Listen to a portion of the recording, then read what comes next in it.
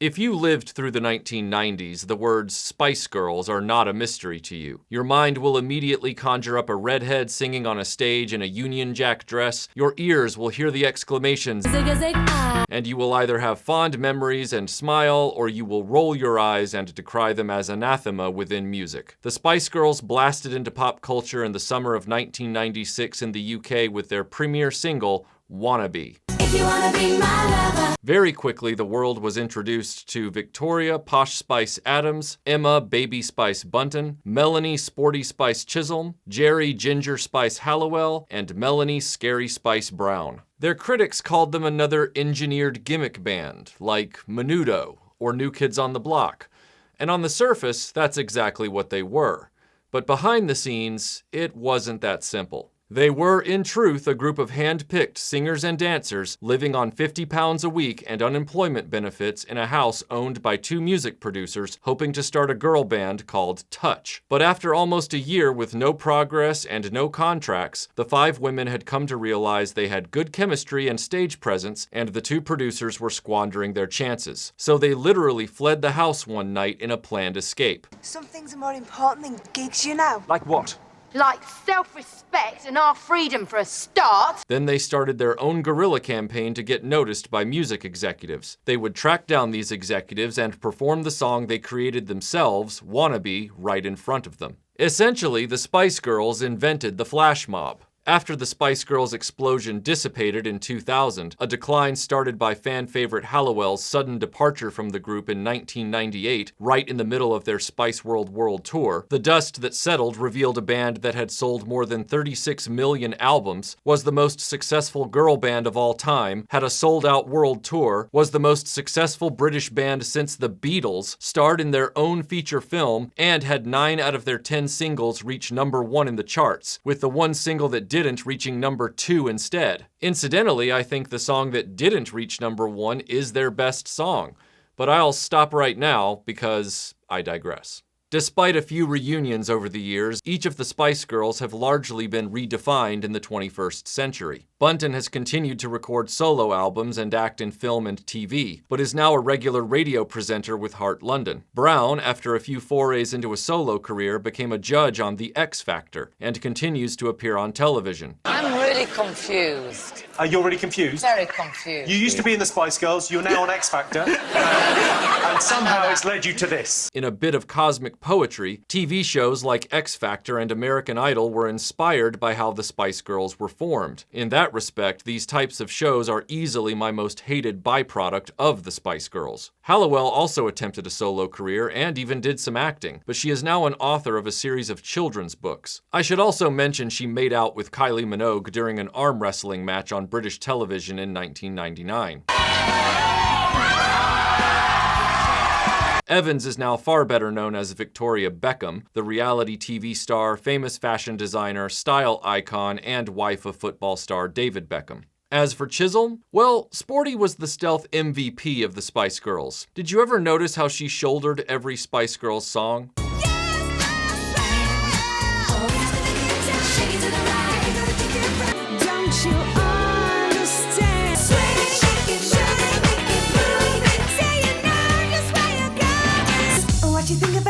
Chisholm has gone on to the most successful award-winning solo career of all the Spice Girls, selling over 23 million albums on her own. However, despite their post-Spice Girls success, they'll always be most famous for that stratospheric period from 1996 to 2000, where they practically dominated the music industry and in doing so saved dance music from extinction after almost a decade of myopic alternative angst nearly strangled the fun out of radio tunes beyond resuscitation.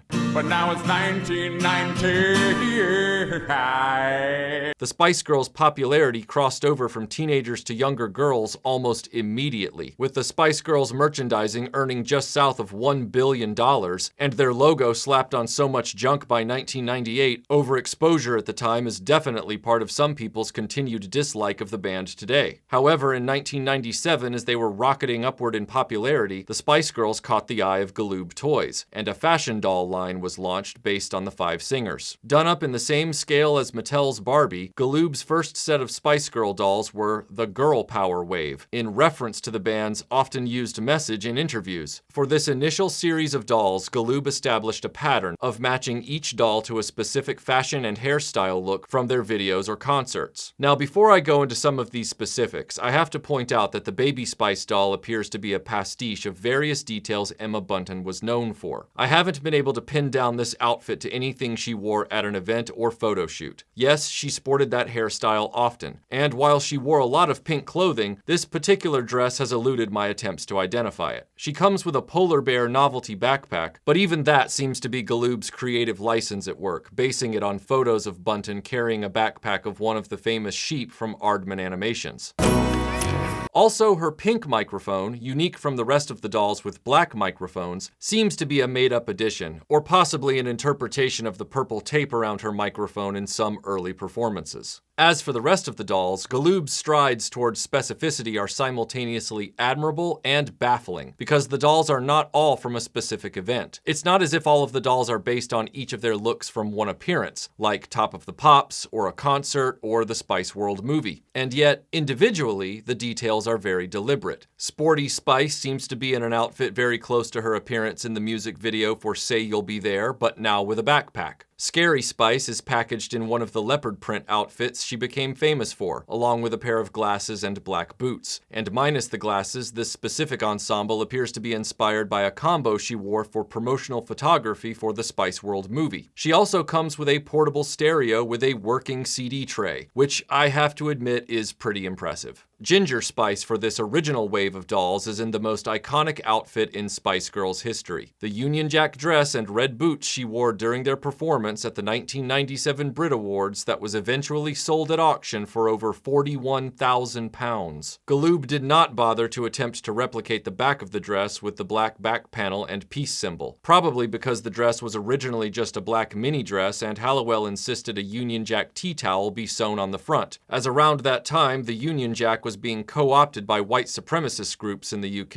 and Halliwell wanted to reclaim it for British culture. On the back, she added the peace sign and spray painted her boots red. It's a cool story, and a shame that Galoob didn't take their immense level of detail that far with this doll. Ginger also comes with a camcorder and a Spice Girls concert program, though I'm not quite sure why. The Posh Spice doll is the toughest to pin down to a specific event after the Bunton doll, as the black mini dress was her signature outfit in almost every appearance, including Saturday Night Live, and it became a run-on joke within the group that even appeared in the Spice World movie. You know, Chance decides whether to wear the little Gucci dress, or the little Gucci dress. The Posh Spice Girl Power doll is also Galoob's greatest failure in the line. The material of the dress causes long-term damage to the doll itself, and Galoob knew this from the beginning, deciding to solve the problem with a plastic wrap slip sellotaped around her under the dress. This fix did nothing to solve the problem, turning into a sticky, gelatinous brown mess under the dress over time, while the dress still manages to stain the doll and turn Posh's arms and legs a blue-gray color permanently wherever the doll is touching the dress. Posh is also given a matching purse accessory, and even the watch and bracelet she wore for years at every appearance. The Spice Girls' popularity ensured this line of toys was just getting started. In 1998, Galoob brought out a second wave of figures, once again the 5 singers, now called the On Tour collection, each in new outfits with new accessories. The 1997 Spice World film had already blasted through theaters, creating a metafiction in which the Spice Girls were alternate versions of their real selves in a world where Spice Girl obsession was the norm for everyone in the universe.